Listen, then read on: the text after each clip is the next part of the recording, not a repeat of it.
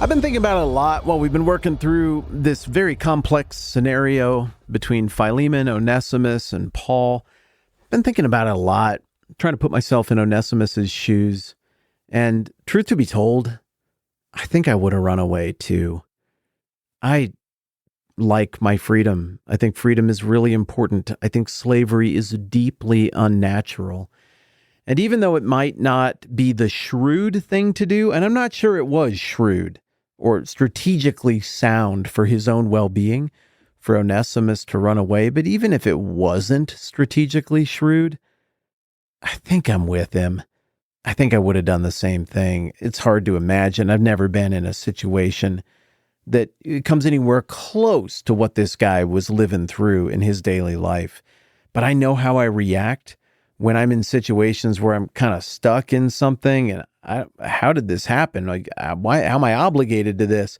I got to get out of here. Stuck in a set of circumstances I don't want to be in.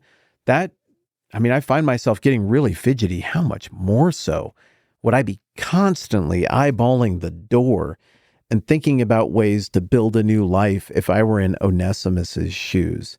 Again, I'm not saying that it was the best idea for him to run away, given the circumstances of the ancient world and what he would be facing when he got out there, but I cannot blame the guy. We've been doing this what if thing where, it's just kind of a fun and sort of backwards way to work our way to understanding the circumstances of the situation between Philemon, Onesimus, and Paul. And in this fun sort of work our way backwards into understanding it approach, what we're doing is we're asking the question, what would have happened if Paul hadn't sent Onesimus back to Philemon? What would have been the ripple effect of this alternate version of history? We spent the last couple days thinking about that from Paul's perspective and thinking about the implications for Paul's life. And in light of all that, I came away understanding why Paul played it the way he did. We're not done exploring all of that, but I definitely came away sympathetic for what Onesimus and Paul chose together, which is, Onesimus, you have to go back to Philemon, but it's dangerous to go alone. Here, take this letter with you. However, as I just mentioned a second ago, I'm also really sympathetic to Onesimus's decision, even if an emotional one, and even if it wasn't the most shrewd, I'm sympathetic to his decision to run away. So let's game it out. How do things play out for Onesimus if Paul doesn't send him back to Philemon? Well, thing number one, I think he's going to end up like the prodigal son from Luke 15. You remember how all of that played out, right? A beloved son of a father in this story who basically goes to his dad, and instead of stealing from his dad to fund his escape, he goes and demands his part of the inheritance from his dad. And it's like, give it to me now. And weirdly, the dad is like, all right, here you go get him. And then Jesus says, Luke 15:13, not long after that, the younger son got together all he had, set off for a distant country, and there squandered his wealth in wild living. And after he'd spent everything, there was a severe famine in that whole country, and he began to be in need.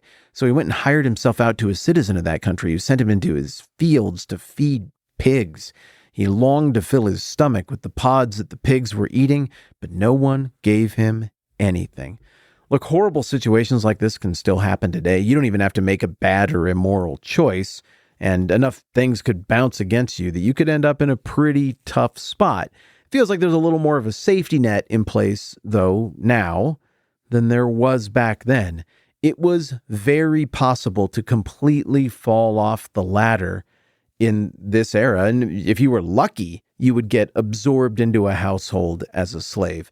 And this runaway son, well, he took his dad's money and he just burned through it in no time flat. And pretty soon he has fallen all the way off the bottom rung of the ladder. And now the state that he finds himself in, completely impoverished, no family to help pick up the slack, having burned all of his bridges, it's a bigger crisis than it would be for you and me today if we found ourselves in a similar situation, again, because we have more societal safety nets now.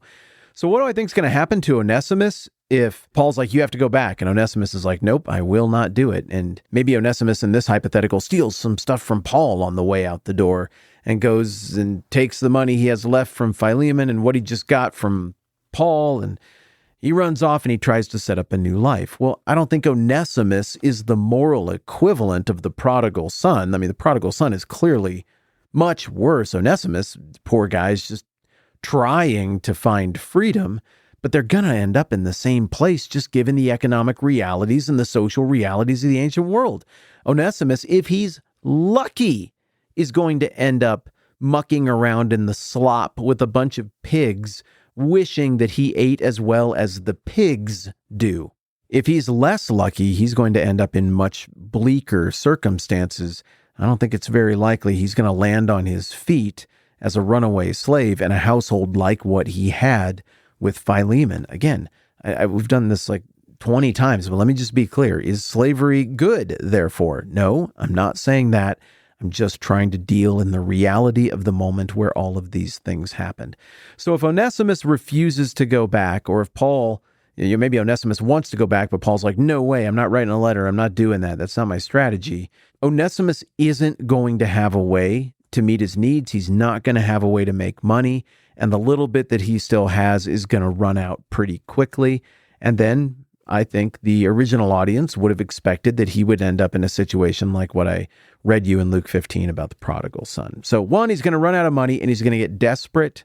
And then two, he's going to have to do something desperate. I don't know what the desperate thing is, but most of the desperate things you can do when you're out of money and on the run are not very morally desirable. They're not good to other people and they're not good to you.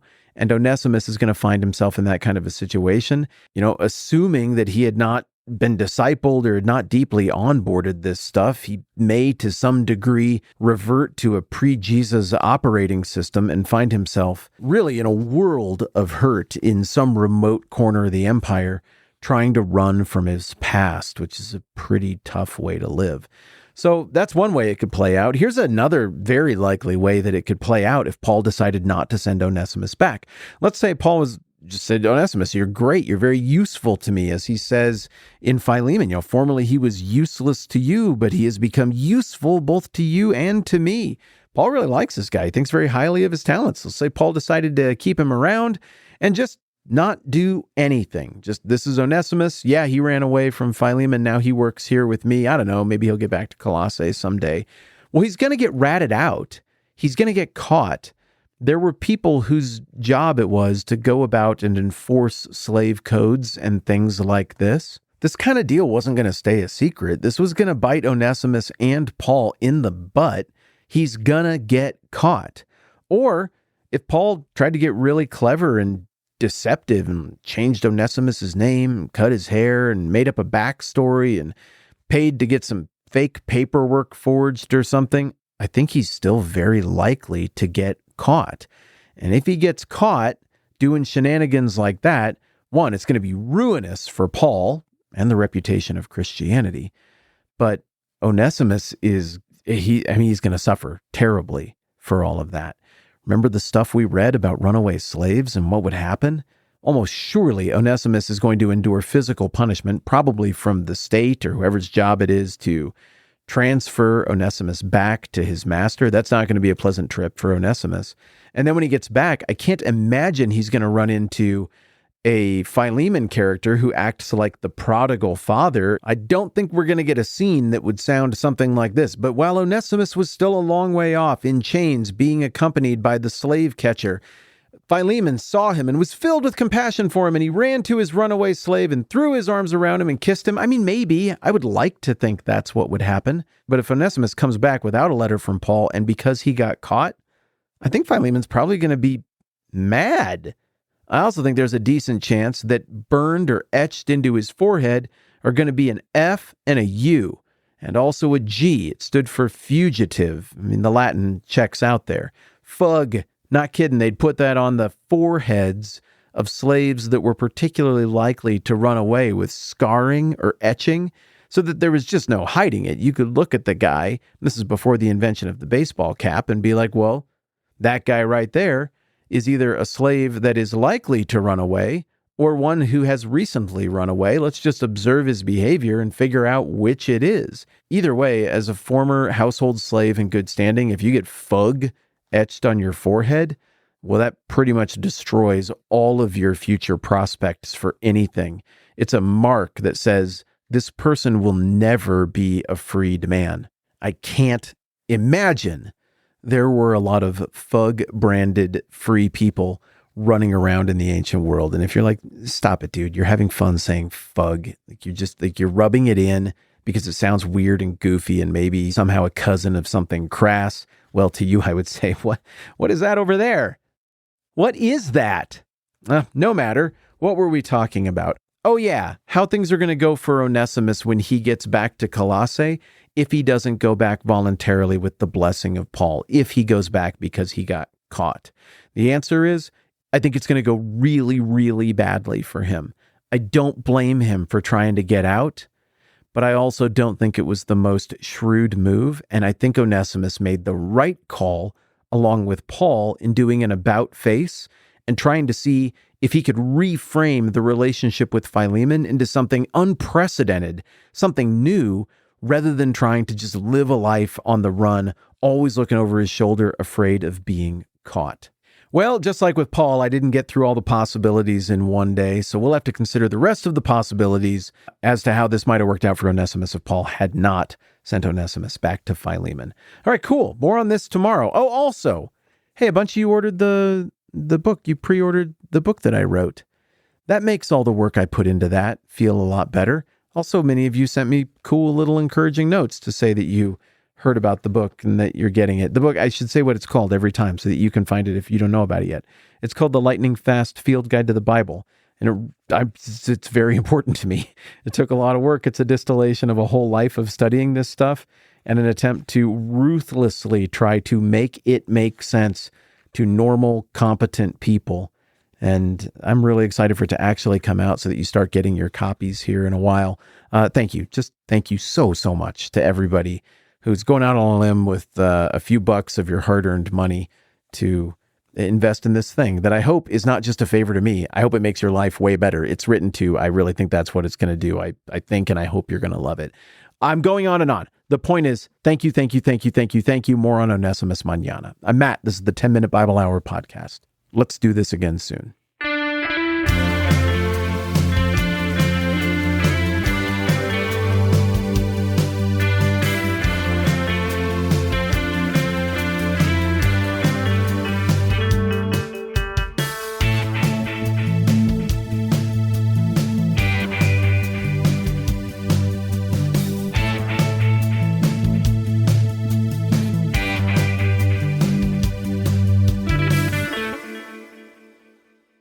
Hey, Matt's daughter here. I just wanted to jump in really quick and say thank you to everyone who supports the program. It means a lot.